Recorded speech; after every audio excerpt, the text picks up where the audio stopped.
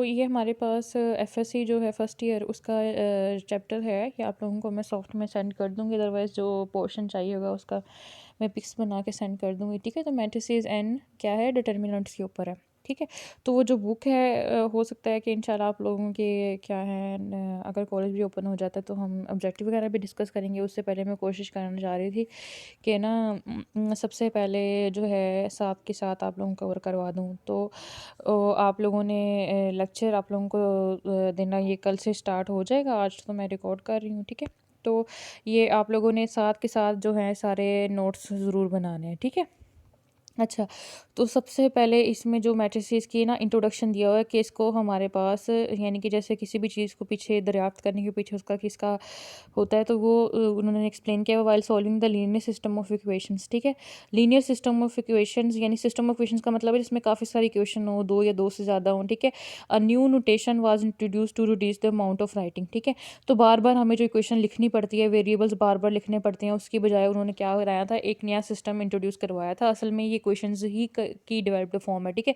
For this new notation the word matrix was first used by the English mathematician James Sylvester, ठीक है, और Arthur कैले। इन लोगों ने क्या किया था कि इन्वेंट किया था। ये आप लोगों का एज आ ऑब्जेक्टिव आ सकता था, तो आप लोगों ने ये ज़रूर देखनी है, ये लाइन याद रखनी है। इनका सन है ये जो 1814 टू 1897, ये इनकी यानी कि डेट ऑफ बर्थ से लेकर डेट ऑफ डेथ तक लिखी हुई है। डेट ऑफ बर्थ है 1814 और डेट ऑफ डेथ है हमारे पास 1897, ठीक है। इस तरह ये आर्थर कैले की भी आपने याद करी। Developed the theory of matrices used them in the linear transformations, ठीक है। उनको यूज़ किया, उन्होंने क्या किया, लीनियर ट्रांसफॉर्मेशंस में यूज़ किया, ठीक है। उनको यानी कि उसमें चेंज किया, ठीक है। Nowadays matrices are used in the, ठीक है, high speed computers also in various discipline. तो आजकल इनका यूज़ बहुत ज़्यादा है, ठीक है। द कंसेप्ट ऑफ डिटर्मिनेंट, और ये जो सबसे पहले आपने पढ़ा है कॉन्सेप्ट किसका है, ये मैट्रिक्स का है। और जो डिटर्मिनेंट है, डिटर्मिनेंट का कॉन्सेप्ट कौन लेके आया था, दोनों को मिक्स नहीं करना। वो पहला वाला मैट्रिसेस के बारे में है और दूसरा वाला किसके बारे में है, डिटर्मिनेंट्स के बारे में, ठीक है। तो the concept of determinant was used by Chinese and Japanese but, ठीक है। चाइना के यानी कि चाइनीज़ और जापानीज़ ने इसको यूज़ किया था, इसका कॉन्सेप्ट लेके आए थे, बट जापानीज़ मैथमेटिशियन सिकिकोवा, ठीक है। तो ये इसका डेट ऑफ बर्थ और इसी तरह डेट ऑफ डेथ भी लिखा हुआ है। और जर्मन मैथमेटिशियन गोटफ्राइड, ठीक है, विल्हम, और लेबनीज़, ठीक है। तो ये उसका पूरा नाम है, German mathematician Gottfried Wilhelm Leibniz. Leibniz जो इसकी शॉर्ट फॉर्म हो सकती है, ठीक है। और सिकिकोवा, इन दोनों ने यानी कि उनको क्रेडिट दिया जाता है, credit for the invention of determinants. इन दोनों को क्रेडिट ये इसका दिया जाता है कि चाइनीज़ और जापानीज़ ने, बट जापानीज़ मैथमेटिशियन एक है और दूसरा क्या है हमारे पास, जर्मन है, ठीक है। तो इन दोनों को इसका क्या कहा जाता है, इनको ज़्यादा इन्वेंशन का क्रेडिट दिया जाता है। तो इन दोनों की इन्वेंशन के पीछे मतलब इन दोनों का नाम है, ठीक है, जी क्रैमर, ठीक है। जी क्रैमर ने क्या किया था, ये जो अप्लाइड द डिटर्मिनेंट्स, इन्होंने डिटर्मिनेंट का आइडिया दिया था, इनके कॉन्सेप्ट दिया था, और इसने क्या किया था, इसको अप्लाई किया था successfully for solving the system of linear equations. तो ये तीनों जो मैथमेटिक, पहले ऊपर जो आर्थर कैले और जेम्स सिल्वेस्टर का नाम है, वो इन्वेंशन किसकी है, यानी कि जिसने वर्ड मैट्रिक्स को ईजाद किया था और नोटेशन नहीं लेके आया था। तो उन दोनों के पीछे इसका जो डिटर्मिनेंट है उसको यूज्ड सबसे पहले कॉन्सेप्ट किसने यूज़ किया था, जापानीज़ और मैथमेटिशियन थे, बस उसके पीछे दोनों का नाम है किसका, लेबनीज़ का नाम है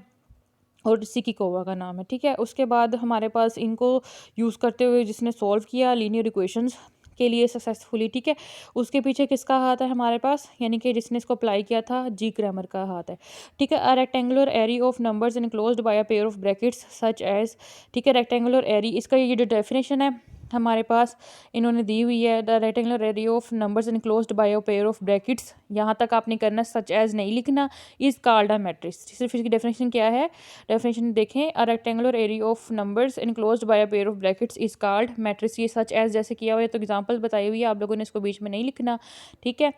तो ये जो है हमारे पास सिंपल डेफिनेशन है, लेकिन फिर एग्जांपल में आप लोग 1 और 2 करके ये जो एग्जांपल इन्होंने दिए, देखें इन्होंने स्क्वायर ब्रैकेट से क्या किया हुआ है, इसको बंद किया हुआ है। ये स्क्वायर ब्रैकेट इसको बोलते हैं। मिड ब्रैकेट आपको पता है, आप देखी हुई है, आपने स्मॉल ब्रैकेट भी देखी हुई है, ठीक है। तो ये स्क्वायर ब्रैकेट्स हैं और उसमें कुछ नंबर्स को हमने क्या किया है, जैसे रेक्टेंगल बनती है, ठीक है, रेक्टेंगल वो होती है जिसकी लेंथ और विड्थ इक्वल नहीं होती, यानी कि ये जैसे इसमें दो लाइंस आ रही हैं, एक में 3 नंबर हैं और एक में क्या है, इस साइड पे देखें तो इस लाइन में क्या है, यानी कि अगर हॉरिजॉन्टली देखें तो 3 नंबर हैं और आप लोग वर्टिकली देखें तो इसमें क्या आ रहे हैं, 2 नंबर आ रहे हैं। तो इसको क्या कहते हैं, मैट्रिक्स कहते हैं, यानी कि रेक्टेंगुलर एरिया।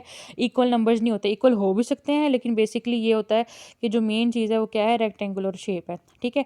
रेक्टेंगल की एक जो स्पेसिफिक काइंड होती है उसमें आती है हमारे पास स्क्वायर, जिसकी चारों साइड्स इक्वल होती हैं, तो उसमें यानी कि ये रेक्टेंगुलर एरिया का एक स्पेशल जो होता है केस होता है, इसी तरह मैट्रिसेस का भी स्पेशल केस होता है, ठीक है। The horizontal lines of numbers are called, जो हॉरिजॉन्टल लाइंस है, ठीक है, ये हॉरिजॉन्टल लाइंस जैसे ये 2 -1 और 3, एक लाइन ये बन रही है जैसे -5 4 और 7, इसमें 2 3 और 0 1 -1 और 4, ठीक है, तो हॉरिजॉन्टली है, ठीक है, स्ट्रेट लाइन में है। और उसको कहेंगे रोज, और जो हमारे पास vertical lines of the numbers are called columns, ठीक है। तो ये horizontal lines of the numbers are called rows and vertical lines of the numbers are called columns. तो इसमें 2 -5 एक कॉलम है, -1 और 4 एक कॉलम है, 3 और 7 एक क्या है, कॉलम है। The numbers used in the rows और column are said to be entries और एलिमेंट्स ऑफ द मैट्रिक्स। तो इसमें क्या है, एक मैट्रिक्स में सबसे पहले हमने क्या देखा, इसको क्या कहते हैं, मैट्रिक्स। एक रेक्टेंगुलर एरिया ऑफ नंबर्स को हम क्या कहते हैं, enclosed bye a pair of brackets को क्या कहते हैं, मैट्रिक्स। फिर हमने पढ़ा कि जो इसमें हॉरिजॉन्टल लाइंस हम उसको रोज बोलते हैं, और फिर हमने देख लिया कॉलम्स को कहते हैं वर्टिकल लाइंस को, वो तो हमने देख लिया, वर्टिकल लाइंस बन गई, ठीक है, रोज आ गए, कॉलम्स आ गए, मैट्रिक्स आ गया। और नई नोटेशन, नया वर्ड आपने क्या सीखा यहाँ से, एक और, कि हमारे पास जो इसके अंदर नंबर्स लिखे होते हैं जिसको हमने कहा है जिससे मिलके कि मैट्रिक्स बनता है, वो क्या कहलाती हैं, उसकी इंट्रीज कहलाती हैं, या फिर उसके क्या कहलाते हैं, एलिमेंट्स कहलाते हैं, ठीक है।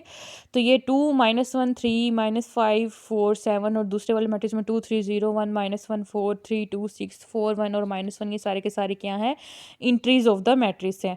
हर मैट्रिक्स की अपनी मतलब इंट्रीज, जो उसके अंदर के एलिमेंट्स होते हैं, नंबर्स होते हैं, उसको की इंट्रीज कहते हैं, या फिर क्या कहते हैं, एलिमेंट्स कहते हैं, ठीक है।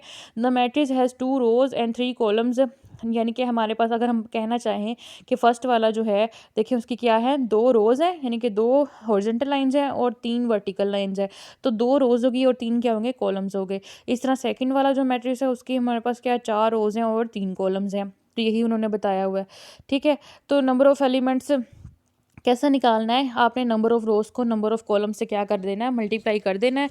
तो अगर आपसे पूछे, वैसे तो आप देख के भी काउंट कर सकते हैं, लेकिन कभी कभी ऐसा होता है कि कोई मैट्रिक्स बहुत ही बड़ा होता है तो उसको काउंट करने में टाइम लगता है। तो नंबर ऑफ, जब आपके पास रोज और नंबर ऑफ कॉलम्स, तो दोनों को मल्टीप्लाई करने से आप आंसर निकाल सकते हैं। जैसे इसमें आपने देखा था कि 2 रोज है और 3 कॉलम है, 2 × 3 3 6 आ गया सीधा सीधा।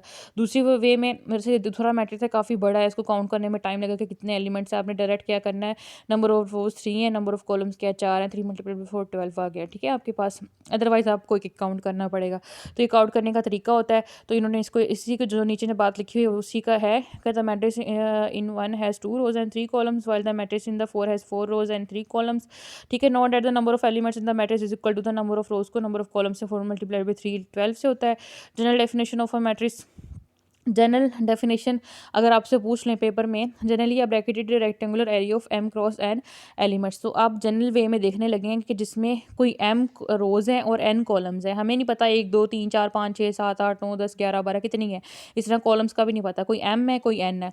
इसलिए जब आपने मैट्रिक्स लिखना है ना, तो कॉलम उसका क्या लिखना है, कॉलम में, अच्छा अब हमारे पास जब ये ए आई जे इंट्री लिखी हुई है ना, ए जो आई जे में आई है वो रो नंबर को शो करता है, और जे जो है कॉलम नंबर को। आपने देखा होगा पहले वाली रो में A1 है, फर्स्ट जो आई होगा वो सबका क्या होगा, फर्स्ट रो के अंदर सबका 1 है, सेकंड रो में आई सबका क्या है 2 है, लास्ट रो में सबका आई क्या है m है, क्योंकि आई 1 से 2 से अप टू सोन कहाँ तक जा रहा है m तक, सबका आपने A1 फर्स्ट रो में लिख लिया। अब सेकंड एलिमेंट की बारी आती है जे की, ठीक है। तो जे जाहिर सी बात है फर्स्ट कॉलम में सबका 1 1 1 आपने लगा दिया, ठीक है। इस तरह सेकंड कॉलम में 2 2 लगा दिया, थर्ड कॉलम में 3 3 लगा दिया। इस तरह लास्ट कॉलम आएगा तो सबका क्या हो जाएगा, n हो जाएगा। तो इस तरह आपने ये एलिमेंट लिखना है। तो ये आपके पास A11 कैसे लिखा है आपने, क्योंकि ये फर्स्ट एलिमेंट है, यानी कि किसका, फर्स्ट ही रो है और फर्स्ट ही कॉलम है। इस तरह सेकंड वाला जो एलिमेंट आएगा वो फर्स्ट रो होगी और सेकंड कॉलम होगा, तो 1 और क्या आ जाएगा 2 आ जाएगा। तो रो फर्स्ट ए आई जे किसी भी एलिमेंट का A11 A12 जैसे भी लिखा हुआ है, जैसे A22 है, तो आपके कोई पूछे A22 एलिमेंट कहाँ पे होगा, तो आपने कहना है कि उसका रो नंबर भी 2 है और उसका कॉलम नंबर भी 2 है, तो वो सेकंड रो और सेकंड कॉलम में कहाँ पे आएगा, यहाँ पे आता है। तो कोई आपसे पोजीशन पूछे तो जो इसके नीचे जो आई जे, ये ए आई जे लिखा हुआ है, यानी कि जो भी वैल्यू दी आपको 2 2 दी हुई है, इसका मतलब वो सेकंड रो में और सेकंड कॉलम में, तो ये उसकी क्या है, पोजीशन को जाहिर कर रहा है। तो जनरल फॉर्म ऑफ मैट्रिक्स ये भी आप लोगों ने अच्छी तरह याद कर लेनी है। Generally bracketed matrix of rectangular, आपको पूछे कि आपके पास जनरल फॉर्म ऑफ यानी कि मैट्रिक्स क्या होती है, तो आपने लिखा generally a bracketed rectangular area of m cross n elements, यानी कि जो एक मैट्रिक्स है एम क्रॉस एन ऑर्डर का, ठीक है। Rectangular area of m cross n elements का मतलब है कि एक मैट्रिक्स की बात हो रही है, ठीक है। हमने ये बोला था ना कि ब्रैकेटेड होता है, रेक्टेंगुलर अरेंजमेंट होती है, किसकी होती है, एलिमेंट्स की होती है। तो एक एम क्रॉस एन का मैट्रिक्स कैसे रिप्रेजेंट करते हैं आप, यानी कि एम क्रॉस एन अभी आपको समझ आ रहेगा।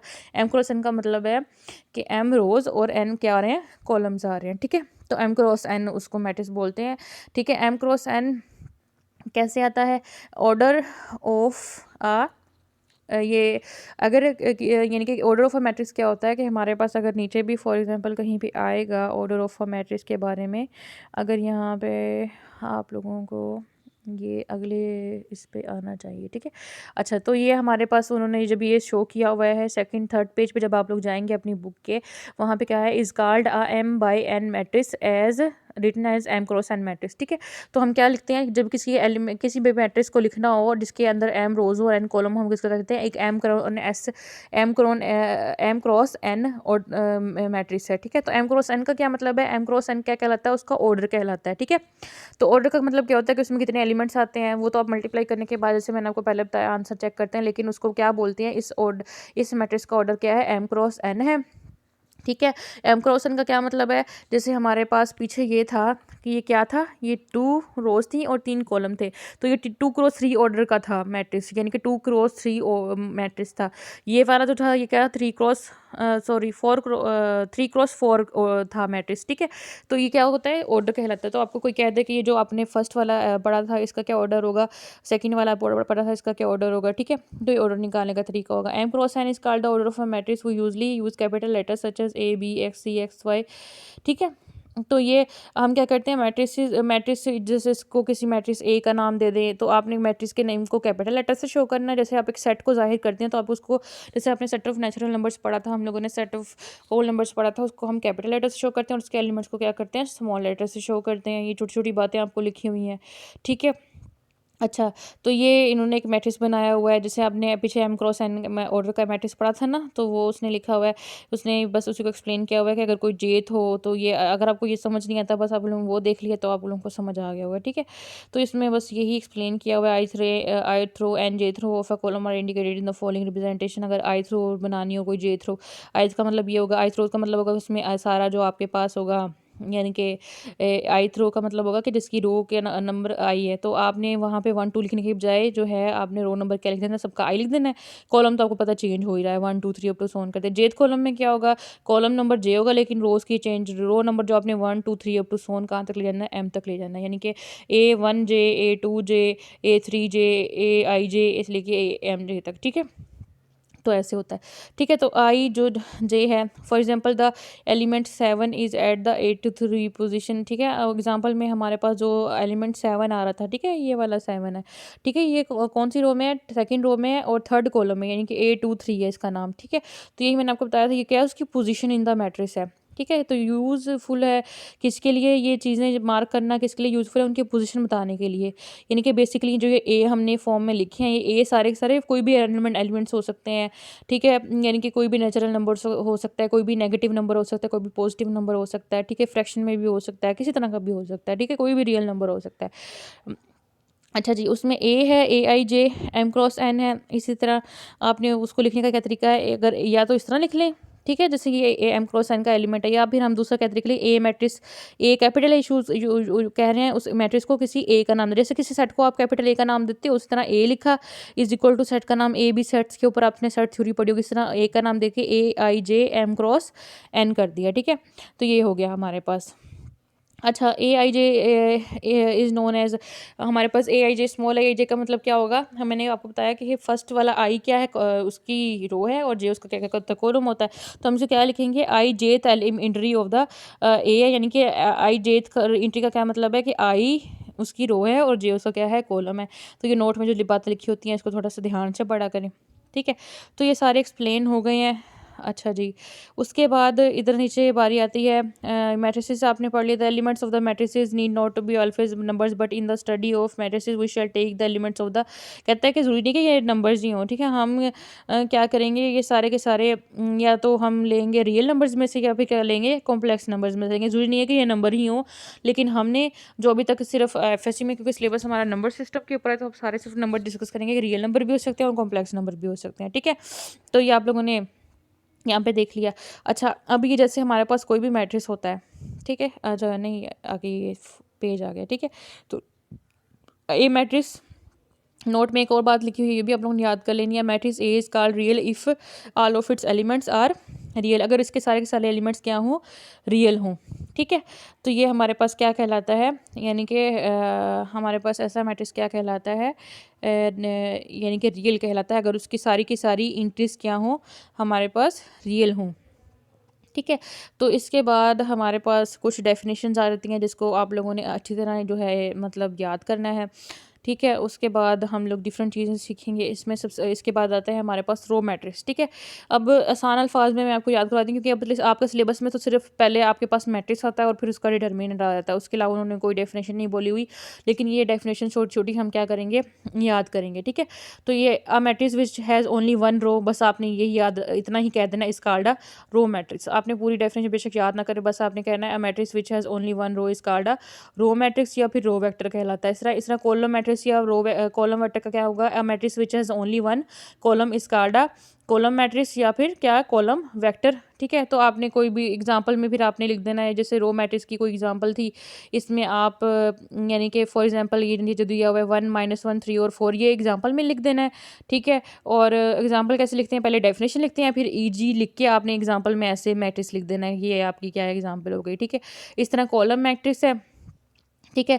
कॉलम मैट्रिक्स क्या होता है, ऐसा मैट्रिक्स जिसमें जिसका क्या हो, एक ही कॉलम हो, ठीक है, जिसका एक matrix which has only one column. तो अगर आप ये जो 1 -1 3 4 जैसे आपने रो मैट्रिक्स में एक ही रो, आपने एक ऐसा मैट्रिक्स लिख देना जिसकी एक ही रो को, मतलब एक ही रो, बस यहाँ पे बात खत्म होगी, ठीक है। उसके कॉलम्स तो 4 कॉलम्स है ना, इसके मैट्रिक्स के कोर्स से देखें, ये क्या है, एक रो मैट्रिक्स है हैविंग 4 कॉलम्स, जिसके कॉलम्स क्या है, हमारे पास 4 है।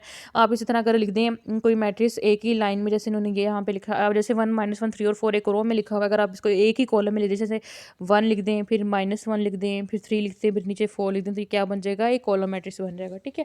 तो ये हमारे पास क्या कहलाता है, एक कॉलम मैट्रिक्स या फिर कॉलम वेक्टर कहलाता है, ठीक है।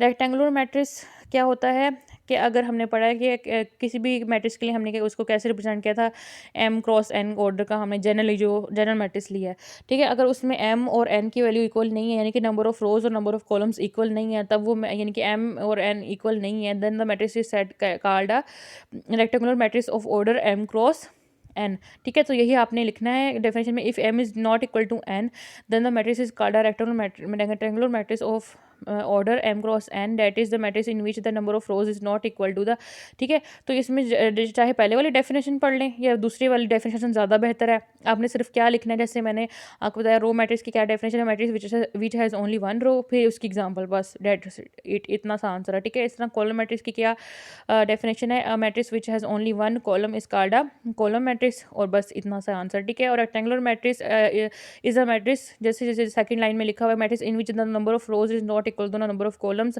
Then the matrix is said to be a, यानी कि number of columns, a matrix in which, तो the is said to be a, इस सेटोबिया उसको क्या कहते हैं, एक रेक्टेंगुलर मैट्रिक्स कहते हैं, ठीक है। और उसकी एग्जांपल दे दी, जैसे ये पहली वाली एग्जांपल है, इसमें क्या है, 2 रोज हैं, 3 कॉलम्स हैं, 2 और 3 इक्वल चीज़ें नहीं है, मतलब 2 और 3 इक्वल नहीं है। तो इसी तरह यानी कि नंबर ऑफ रोज, जैसे 2, ये ना हो कि 2 ही रो, 2 ही कॉलम हो, मतलब अनइक्वल हो, जैसे अगले में भी अनइक्वल है, ठीक है। स्क्वायर मैट्रिक्स, अ मैट्रिक्स, यानी कि इसकी भी सेकंड वाली लाइन से आपने देखना है, the matrix which has same number of rose and same number of columns, ठीक है, जिसकी नंबर ऑफ रोज और नंबर ऑफ कॉलम्स क्या हो, इक्वल हो, उसको क्या कहते हैं हम लोग, स्क्वायर मैट्रिक्स कहते हैं। जैसे 2 ही रोज हैं और 2 ही कॉलम है, फर्स्ट वाला क्या है, 0, इसमें ये भी एक क्या है, मैट्रिक्स ही है, आपने ये नहीं देखना कि स्क्वायर मैट्रिक्स, ये भी एक स्क्वायर मैट्रिक्स कैसे है, इसके एक ही रो है, एक एलिमेंट है ना, इसका मतलब है एक ही रो है और एक ही कॉलम है, ठीक है। आपने बस ये देखना है, एक रो कितनी आ रही है, मतलब लाइन हॉरिजॉन्टल लाइंस कितनी आ रही है और वर्टिकल लाइंस कितनी आ रही है, जितनी हॉरिजॉन्टल लाइंस होगी उतनी रोज होंगी, जितनी वर्टिकल लाइंस होंगी उतनी क्या होंगी, कॉलम्स होंगी, ठीक है। तो यहाँ पे आप दूसरा वाला मैट्रिक्स देखें, 2 5 -1 और 6, इसमें 2 ही रोज है और 2 ही क्या है, कॉलम है। 2 और 5 -1 और 6 क्या है, रोज़ है। 2 -1 और 5 और 6 हमारे पास क्या है, कॉलम्स है। इसलिए थर्ड वाली जो एग्जांपल दी हुई है ये are the matrices of order 1 and 2 and 3। इसने अब 1 क्रॉस 1 चाहे लिख लें। जब हमारे पास स्क्वायर मैट्रिक्स होता है ना तो उसका ऑर्डर हम या तो एक ही नंबर से लिखते हैं, क्योंकि जो उसका कॉलम नंबर है वही रो नंबर है। तो ऑर्डर 1 2 एंड 3 का मतलब है और ऑर्डर 1 क्रॉस 1 2 क्रॉस 2 और 3 क्रॉस 3। ठीक है, तो उसने अपनी आसानी के लिए उसको 1 2 और 3 ही कह दिया, क्योंकि क्योंकि नंबर ऑफ रोज और कॉलम तो क्या है, इक्वल है। तो उसने अपनी आसानी के लिए ऐसे लिख दिया। ठीक है, तो बस ये आप लोगों को बात समझ में आ गई है कि हमारे पास ये क्या होता है। ठीक है, अच्छा अब हम पढ़ेंगे कि हमारे पास प्रिंसिपल डायगोनल क्या होता है और सेकेंडरी डायगोनल क्या होता है। ठीक है, अच्छा A I G B square matrix of N order N cross N then the entries जिसमें रो नंबर और कॉलम नंबर सेम होता है, इसकी यही बेसिकली पहचान होती है, अभी हम देख लेंगे।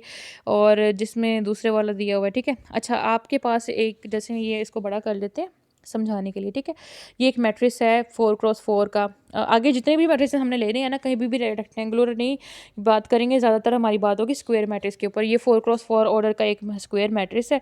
ठीक है, इस मैट्रिक्स के अंदर ये जो 1 1 है, जैसे A11 है, A22 है, A33 है, A44 आता है, वो जिसमें जितनी ही रो नंबर आ रहा था उतना ही कॉलम नंबर। जैसे A11 ऐसा एलिमेंट है जिसका row number column number same है। A22 एक ऐसा एलिमेंट है जिसका रो नंबर और कॉलम नंबर सेम है। A33 A44, अगर 5x5 का तो एक और एलिमेंट भी आता। तो ये एक जो पूरी एक ये क्या बन रही है, एक तिरछी सी लाइन बन रही है। ठीक है, तो ये जो सारे एलिमेंट्स हैं, ये सारे के सारे एलिमेंट्स मिलकर क्या बनाते हैं, हमारे पास ये जो एंट्रीज हैं ये क्या मिलके बनाती है, प्रिंसिपल डायगोनल। ठीक है, तो इसमें जैसे लिखा हुआ है A11 A22 A33 are the entries of the, ये हमारे पास क्या है,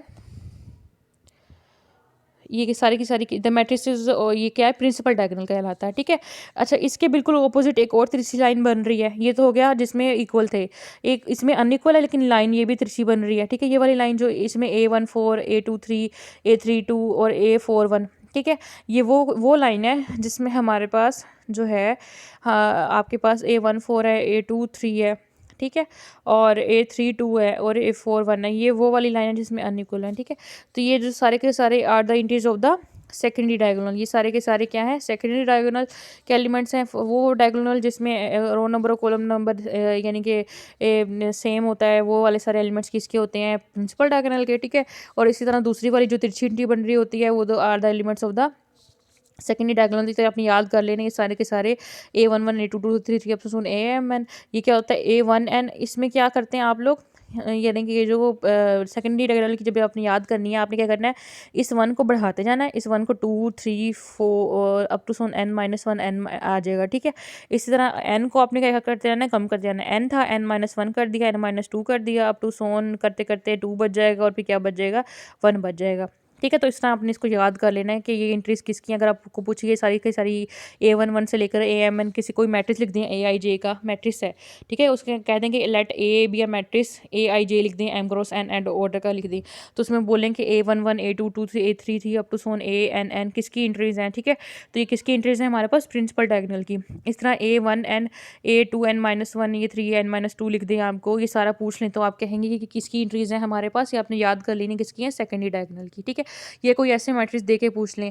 ठीक है, तो आपने सीधी डायरेक्ट एक तिरछी लाइन यहाँ से बनानी जिसमें इक्वल है, और उसके ऑपोजिट एक ये तिरछी लाइन बनती है। तो आपने तो दूसरी ऑपोजिट वाली बननी होगी, उसके सारे एलिमेंट्स देख लेना है, जैसे A14 है, A23 है, A32 है, A41 है, तो आपने बताना है सारे सेकेंडरी डायगोनल के हैं, और ये क्या है, प्रिंसिपल डायगोनल के। तो आपसे पूछेंगे तो आपने ये याद रखना है। ठीक है, अच्छा जी, डायगोनल मैट्रिक्स की नीचे डेफिनेशन लिखी हुई है। अच्छा, ये नीचे एक और लाइन लिखी हुई है, the principal diagonal of a square matrix is also called the leading diagonal या फिर मेन डायगोनल। प्रिंसिपल डायगोनल को हम मेन डायगोनल भी कहते हैं या फिर लीडिंग डायगोनल भी कहते हैं, दो नाम है इसके। ठीक है, सेकंड डायगोनल का नाम सेकंड डायगोनल ही है। जो प्रिंसिपल डायगोनल है बेसिकली उसी की बात होती है, हर जगह पे कहीं पे भी सेकेंडरी की बात नहीं होती। तो ये जो प्रिंसिपल डायगोनल वो होता है जिसमें इंट्रीज हमारे पास जो इंट्रीज होती हैं उनकी रो नंबर और कॉलम नंबर सेम होता है। जैसे I और J होता है ना, I यानी कि फर्स्ट एलिमेंट ये जो 1 है, ये 2 है, फर्स्ट एलिमेंट रो नंबर होता है, फर्स्ट नंबर जो होता है इसका A11 में जैसे फर्स्ट एलिमेंट 1 है और सेकंड 2 है, तो कॉलम नंबर रो नंबर होता है, और जो होता है A के नीचे वाला पहला नंबर यानी कि A11 में पहला नंबर IJ है। जैसे A12 है, इसमें 1 रो नंबर है और 2 आपके पास क्या है, कॉलम नंबर है। तो ये इसको मेन डायगोनल प्रिंसिपल डायगोनल के एलिमेंट्स होते हैं जिसमें इक्वल हो जाए, ठीक है, या फिर लीडिंग डायगोनल कहलाता है, ठीक है। तो उसके बाद डायगोनल मैट्रिक्स, ठीक है, ये सिर्फ आप लोगों को बताने के लिए है कि आप लोगों को इस तरह के क्वेश्चंस आपको कह सकते हैं पेपर में आ सकते हैं, ठीक है। Let A be a square matrix of order n, ठीक है। जब ऑर्डर एन लिख देना तो उसका मतलब क्या होगा कि एन क्रॉस एन ऑर्डर है, यानी कि एक स्क्वायर मैट्रिक्स ले रहे हैं। तो स्क्वायर मैट्रिक्स में हमको पता है जो रो नंबर होता है वही कॉलम नंबर होता है, सिर्फ एन लिख देंगे ना उससे भी काम चल जाएगा। उसका जब एक स्क्वायर मैट्रिक्स के लिए ऑर्डर लिखना है तो वो एन क्रॉस एन की बजाय एन लिख देता है। अगर एन भी लिखे तो आपने समझ जाना है कि एन क्रॉस एन ना मतलब एन ही रोज है और एन ही क्या है, कॉलम है, ठीक है। तो अगर क्या कहें, ठीक है, ये इसकी डेफिनेशन आपने बिल्कुल ऐसे ही याद करनी जैसे लिखी हुई है। A let A I B G square matrix of order N if A I J is equal to 0, ठीक है, for all I not equal to J, और at least one A I J is not equal to 0 for I is equal to J. तो इसके बाद का मतलब क्या है, ठीक है, डेट इज, यानी कि आप बेशक ये वाली चीज़ याद ना करें। Some elements of the principal diagonal of A may be 0 but not at all, ठीक है। A matrix, a square matrix in which, आप ऐसे लिख लें, ठीक है, चाहे तो ये पूरी डेफिनेशन बिल्कुल ऐसे ही याद कर लेंगे आप, जैसे मैं बता रही हूँ अभी बिल्कुल पढ़ने लगी हूँ। A square matrix in which some of the elements of the principal diagonal of the A B may be 0 but not at all, then the square matrix is called, the matrix is called the diagonal matrix, ठीक है। जिसमें हमारे पास principal diagonal के सारे elements zero नहीं होने चाहिए, कोई ना कोई एक नॉन जीरो होना चाहिए, ठीक है। आपने ये पूरी डेफिनेशन ही याद करनी है जैसे इसमें कंडीशन दी हुई है, ठीक है। इसमें क्या होता है, प्रिंसिपल डायगोनल के एलिमेंट्स के अलावा बाकी सारे एलिमेंट्स तो जीरो होते ही होते हैं, ठीक है। जैसे प्रिंसिपल डायगोनल इसमें क्या है, 1 2 और 5 ये प्रिंसिपल डायगोनल बना रहे हैं। इसके एलिमेंट्स को छोड़ के बाकी सारे के सारे एलिमेंट्स क्या होते हैं, जीरो होते हैं, ठीक है। अब जैसे 7 है, ये प्रिंसिपल डायगोनल का इकलौता एलिमेंट है, इसका फर्स्ट ही रो है और फर्स्ट ही कॉलम है, यानी कि ये A11 है, ठीक है। एक ही रो है, एक ही कॉलम है, तो एलिमेंट भी एक ही है, A11 ही एलिमेंट है। पहला एलिमेंट आपको पता है किसी भी मैट्रिक्स का क्या होता है, A11। जब एक ही एलिमेंट है तो उसका मतलब क्या है, ये है ही एक, तो ये A11 है, ठीक है। तो इसके ऊपर नीचे तो कुछ है नहीं, ऊपर नीचे इसका मतलब है जीरो है, नॉन जीरो, तो ये भी क्या है, एक डायगोनल मैट्रिक्स ही है। डायगोनल मैट्रिक्स ऐसा मतलब मैट्रिक्स होता है जिसका मेन डायगोनल या प्रिंसिपल डायगोनल या लीडिंग डायगोनल जो होता है उसके अलावा सारे एलिमेंट्स क्या होते हैं, जीरो होते हैं। और ये जो है मेन डायगोनल में इसमें कुछ एलिमेंट जीरो हो भी सकते हैं, लेकिन एक कम से कम नॉन जीरो होना ज़रूर होता है। इसके जीरो हो भी सकते हैं, जैसे इसमें एक ये है, इसके मेन डायगोनल का एक एलिमेंट क्या है, जीरो है। एक आध दो हो सकते हैं, तीन हो सकते हैं, लेकिन एक कम से कम नॉन जीरो ज़रूर होगा, क्योंकि एक नॉन जीरो है तो वो मैट्रिक्स है, वरना वो एक क्या बन जाता है, नल मैट्रिक्स। आप आगे पढ़ेंगे एक ऐसा मैट्रिक्स होता है जिसके सारे के सारे एलिमेंट जीरो हो जाते हैं, ठीक है। तो वो तो डायगोनल मैट्रिक्स एक ऐसा स्क्वायर मैट्रिक्स है जिसके मेन डायगोनल के एलिमेंट्स के अलावा बाकी सारे एलिमेंट्स जीरो होते हैं। और मेन डायगोनल के ये देखें लिखे हो ना, principal diagonal elements of the principal diagonal may be zero हो सकते हैं, zero but not at all, सब जीरो नहीं हो सकते, कोई एक नॉन जीरो जरूर होगा, ठीक है। तो जैसे ये लिखा हुआ A I J for all I not equal to J, I not equal to J कब होता है, मेन डायगोनल के अलावा बाकी सारे जो एलिमेंट्स ऐसे होते हैं जिनका आई नॉट इक्वल टू जे होता है, यानी कि क्या होता है, जब बाकी देखें मेन डायगोनल के अलावा बाकी जितने एलिमेंट्स हैं उसमें आई और जे इक्वल नहीं होते, क्योंकि अगर आई और जे इक्वल है तो वो सिर्फ किसके एलिमेंट है, मेन डायगोनल के। तो मेन डायगोनल के सारे क्या होंगे, ए आई जे जीरो हैं for all I not equal to J के, लेकिन I is equal to J के लिए क्या होंगे, सारे के सारे एटलीस्ट वन जो है नॉन जीरो चाहिए, यानी कि at least one A I J is not equal to zero for I is equal to J के। I is equal to J के लिए आपने क्या लिखना है, I is not equal to J के लिए सारे के सारे आपने क्या लिखनी है, A I J is equal to zero और at least one A I J is not equal to zero for I is equal to जे, यानी कि जो मेन डायगोनल की कम से कम एक एलिमेंट क्या आनी चाहिए, नॉन जीरो आनी चाहिए, जिसको आगे उसने एक्सप्लेन भी किया हुआ कि एटलीस्ट वन एलिमेंट जो है वो मेन डायगोनल का वो नॉन जीरो होना चाहिए। कुछ जीरो हो भी सकते हैं बट नॉट एट ऑल, यानी कि सारे के सारे जीरो नहीं है। तो क्या होगा कि ए आई जे सारे के सारे जीरो हैं for I not equal to J के, लेकिन I is equal to J के लिए एटलीस्ट वन क्या है, नॉन जीरो है, ठीक है।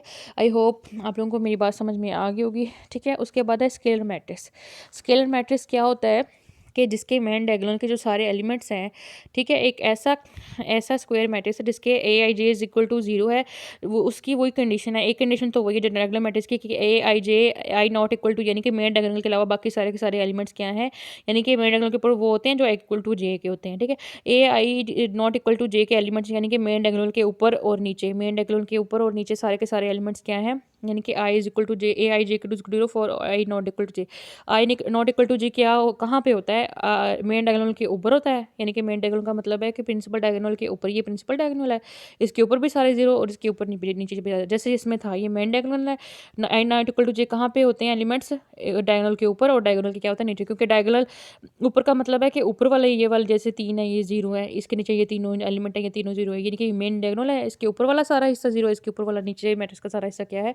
0, यानी कि सारे एलिमेंट 0 हैं, ठीक है। तो ये क्या होते हैं? आई नॉट इक्वल टू जे के सारे, अच्छा यानी कि मेन डायगोनल के ऊपर वाले एलिमेंट और नीचे वाले एलिमेंट सारे 0, यानी कि A I J is equal to 0 for all I not equal to J, ठीक है। अच्छा जी, और जो मेन डायगोनल के एलिमेंट्स हैं यानी कि आई इक्वल टू जे वो किसी एक नंबर के इक्वल है, ठीक है।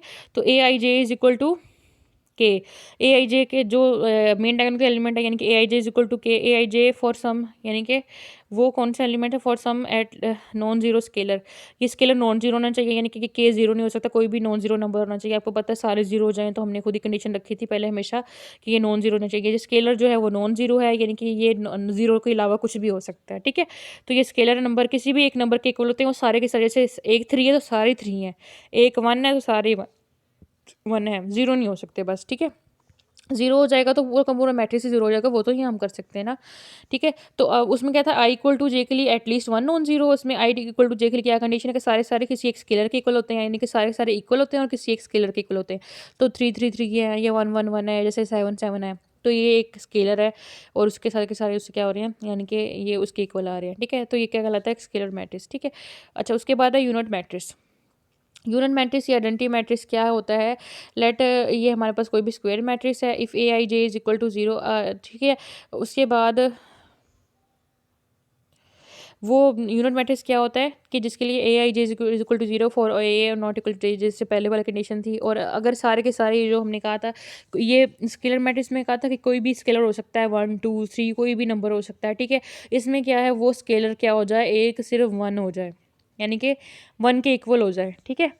तो वो स्केलर क्या हो, 1 हो, तो सारे यानी कि मेल डायगोनल के ऊपर और नीचे सारे एलिमेंट 0 हो, और जो हमारे पास मेन डायगोनल के एलिमेंट्स वो सारे के सारे क्या हो, 1 हो। तो ये क्या कहलाता है? आइडेंटिटी मैट्रिक्स या फिर यूनिट मैट्रिक्स कहलाता है, जैसे इन्होंने बनाया हुआ है। यानी कि ऑर्डर 3 का हम देख लेते हैं, जैसे ऑर्डर 3 का इन्होंने बनाया हुआ क्या किया है, मेन डायगोनल के ऊपर और नीचे आई नॉट इक्वल टू जे की वही कंडीशन पीछे से आ रही है, तीनों में डायगोनल मैट्रिक्स में भी थी वो, तो उसमें क्या था कि एटलीस्ट 1 0 हो जाए, ठीक है। दूसरे में आया, फिर हमने कहा कि किसी एक स्केलर की इक्वल आ जाए, जैसे 7 7 लिया था, 2 2 लिया था, 3 3 लिया था।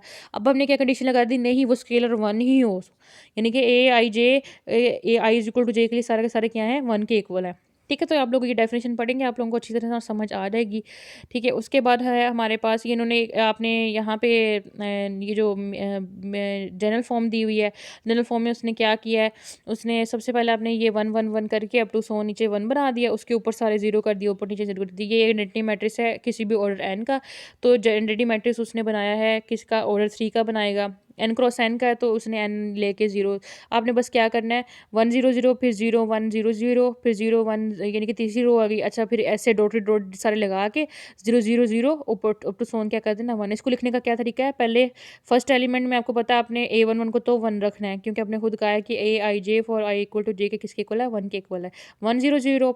फिर दूसरा एलिमेंट आपने 1 रखना है, बाकी सारे 0 कर देने। फिर तीसरा एलिमेंट आपने 0 रखना है, डॉटेड सारी लाइन्स लगा के नीचे, इनके नीचे सबके नीचे भी लगा देनी है, फिर 0 0 0 और लास्ट वाला एलिमेंट क्या लिख देना, 1 लिख देना। तो ये आपके पास आइडेंटिटी मैट्रिक्स बन जाता है, ठीक है। ये 3 ऑर्डर का लिखा हुआ है, 3 ऑर्डर का मतलब है कि 3 क्रॉस 3 ऑर्डर का 3 ही रोज और 3 ही कॉलम बनाने हैं, जो मेन डायगोनल है सबको 1 कर देना, ऊपर नीचे सारे क्या कर देने हैं, 0 कर देने हैं, ठीक है। तो zero matrix square matrix negative matrix is called, यानी कि हुज ईच एलिमेंट इज 0, तो ये क्या कहलाता है कि नल मैट्रिक्स कहलाता है। ये आपने डेफिनेशन पढ़ लेनी है, नीचे एग्जांपल दी तो बहुत आसान है कि इसके सारे के सारे एलिमेंट्स क्या हैं, इक्वल टू 0 हैं, ऊपर और नीचे मेन डायगोनल के भी सब सब 0 हैं, ठीक है। तो ये क्या कहलाता है, नल मैट्रिक्स। इक्वल मैट्रिक्स क्या होते हैं, two matrix are said to be equal if their corresponding entries are equal, ठीक है। तो सिंपल बस यही डेफिनेशन है, ठीक है। ये यही आपने डेफिनेशन कर लेनी कि दो मैट्रिसेस इक्वल कब होते हैं, ठीक है, if there corresponding entries, just अगर उनकी इंट्रीज क्या हो रहे हैं सेम, दो इक्वल मैट्रिक्स वही होते हैं जिनकी इंट्रीज क्या हो, सेम हो, यानी कि जितने रो नंबर कॉलम में तो सेम ही होगा, उनकी इंट्रीज भी क्या आ रही हो, सेम आ रही हो, उनके एलिमेंट्स भी क्या आ रहे हो, सेम आ रहे हो, ठीक है। तो वो क्या कहलाते हैं, इक्वल मैट्रिसेस कहलाते हैं, बस और कुछ भी नहीं है, ठीक है? हर एंट्री इक्वल हो। कॉरस्पॉन्डिंग एंट्री का मतलब होता है फर्स्ट एंट्री के इक्वल हो, सेकंड एंट्री के इक्वल हो। A11 उसका A1 उसका बी, जैसे फॉर एग्ज़ाम्पल बी ना मैट्रिक्स का नाम दिया हुआ है, एक को मैट्रिक्स ए का नाम उसका A11 उसका B11 उसका A22 A उसका B22। ठीक है? तो ये सारा लेक्चर था आप लोगों ने। नेक्स्ट हम जो है मैट्रिसेस की एडिशन के ऊपर पढ़ेंगे, एडिशन, सब्ट्रैक्शन और स्केलर मल्टीप्लिकेशन पढ़ेंगे, और उसके बाद फिर हम मैट्रिसेस का डिटरमिनेंट भी देखेंगे। ठीक है? आज का लेक्चर बहुत लंबा हो गया, तो हम यहाँ पे इख्तिताम करते हैं।